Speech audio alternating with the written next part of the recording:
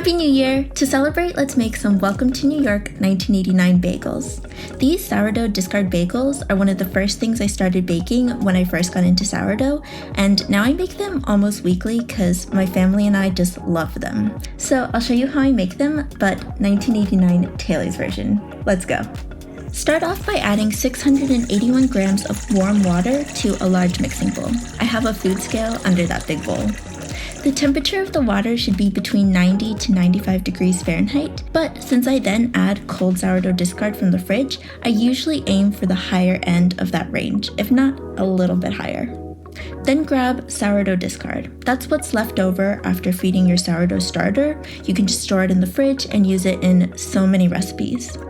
Spoon out 180 grams into the mixing bowl. Follow that with 13.5 grams of instant yeast. I like the SAF red brand. 60 grams of honey.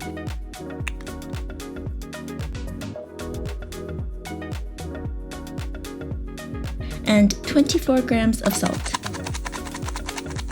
Mix together very well. You want it to be as well incorporated as possible.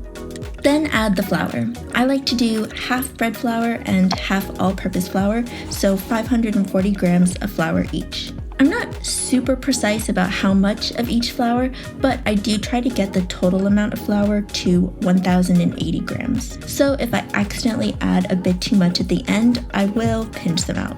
Then it's time to mix everything together into a ball of dough. I start out with a spatula mixing spoon thing, but then I just get my hands in there because it's so much easier. The dough will be pretty dry and scraggly at first, but just keep working it and kneading it until you get it into a nice smooth ball. Your hands will also get really sticky, but I just try to get as much of the mixture off of my hands and back into the bowl as possible. Leave the dough to rest and rise until it's about doubled in size. I usually leave it for around an hour. Then comes the fun part, shaping the bagels. I turn out the dough on a cutting board and then use a bench scraper, which is that flat metal cutter, to divide the dough into portions.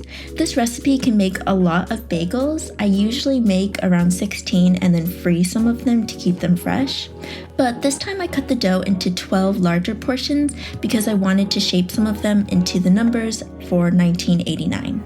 For that, I just shaped them as best as I could by eye, and for the number 8, I made 2 little circles and put them together. I made 2 total sets of 1989 numbers so that I'd have a backup set just in case the first one didn't go as well. Once they're shaped, leave them to sit, and you can cover them with a tea towel so that they don't dry out. In the meantime, boil water in a big pot on the stove with some added honey, and preheat the oven to 350 degrees Fahrenheit. Once the water is boiling and the oven is up to temperature, boil the bagels for about 30 to 60 seconds on each side. Once they come out of the boiling water, put them on a sheet pan covered with parchment paper, and then sprinkle each bagel with poppy seeds or sesame seeds or whatever you fancy. Then bake them in the oven for about 25 minutes or until they're golden brown on top. While they're baking, I personally like to set the scene with some 1989 props. If you can get the Taylor Swift lyric references, leave them in the comments below.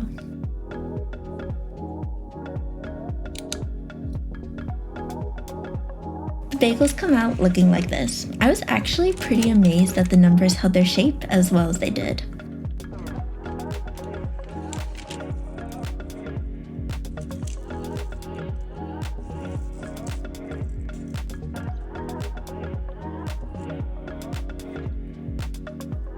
Then just cut them open, spread with cream cheese or whatever toppings you like on your bagels. I personally like Kite Hill's vegan cream cheese.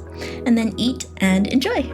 And that's how to make Welcome to New York 1989 bagels. So fun and super delicious. If you'd like to see a more in-depth video on how I make a regular weekly batch of these bagels, I can absolutely share that. Plus, let me know if you'd want more videos about getting started with sourdough. It's been almost a year now since I first started my sourdough journey, and I've learned a lot of tips and tried out a lot of recipes along the way.